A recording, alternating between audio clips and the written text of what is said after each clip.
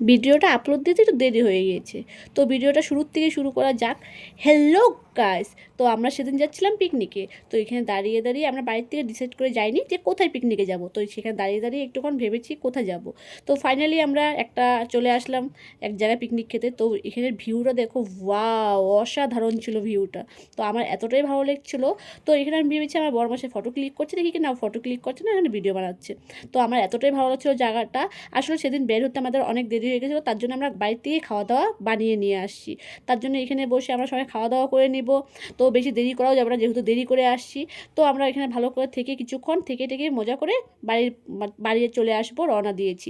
তো এখানে আস্তে আস্তে দেখেছি একটা ফুলের গাছ, এতটাই ভালো লেগেছে, অনেকটাই ভালো লেগেছে।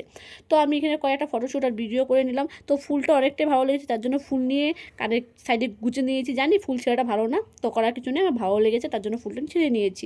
তো এখন আমরা বাড়ি চলে যাব।